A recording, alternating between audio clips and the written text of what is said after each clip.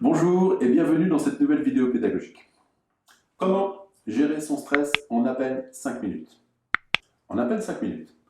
On peut faire cet exercice un peu partout, il suffit de s'isoler un petit peu et c'est parfaitement possible.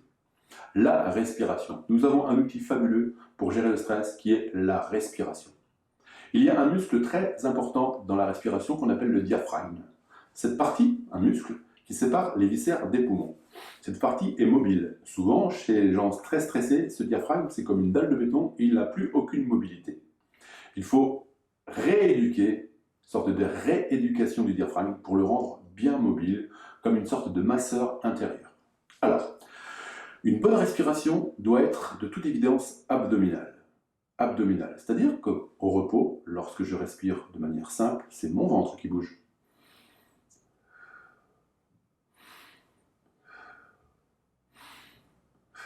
Et en aucun cas la cage thoracique, que le ventre.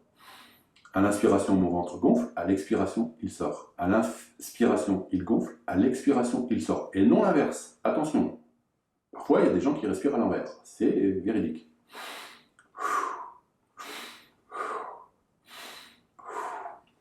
Voilà, simple petite respiration abdominale, de manière tranquille, permet déjà de calmer un petit peu les tensions. Ensuite, il y a un deuxième outil fabuleux, celui-ci, c'est ce que l'on appelle, notamment en sophrologie, la respiration à 3 étages. Alors là, c'est un petit peu plus complexe. La démarche, c'est de gonfler son ventre au maximum, de continuer à inspirer en gonflant son thorax et de terminer son amplitude respiratoire en gonflant légèrement, en montant légèrement les épaules, les clavicules. Et là, on est à pleine capacité respiratoire. Avec une petite pause de respiration tout en haut, d'une seconde, 2 secondes, et ensuite je vide les poumons. L'inverse, les épaules se baissent, la cage thoracique se vide, et en dernier, mon ventre se gonfle pour se vider au dernier étage. D'accord? 3 étages. Deuxième, troisième épaule. L'inverse en expirant. Thorax et ventre. On va faire ce petit exercice ensemble si vous le voulez bien maintenant. Est-ce que vous êtes prêts? Allez, on souffle tranquillement. Respiration abdominale simple et tranquille. Et ensuite, dès que je donne le top, c'est parti pour une bonne et ample respiration à 3 étages. C'est parti.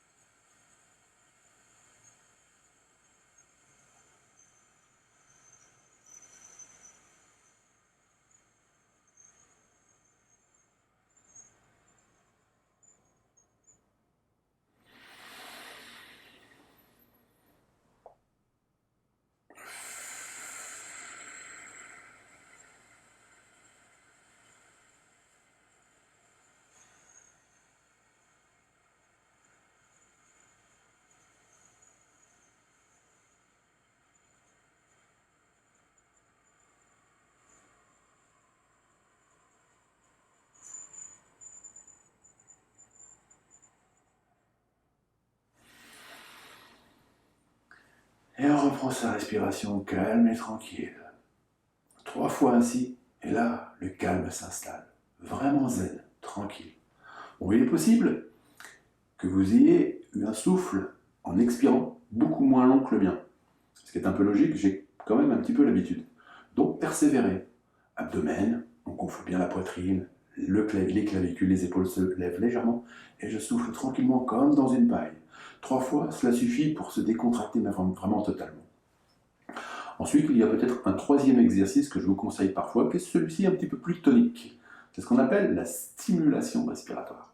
Alors là, c'est assez dynamique. C'est-à-dire que je dois souffler, mais dynamique. Et ensuite, inspirer et souffler, dynamique. Là, vous allez ressentir vraiment, si vous faites cet exercice correctement, vraiment sentir votre diaphragme bouger comme s'il vibrait. Simple, on fait comme ça.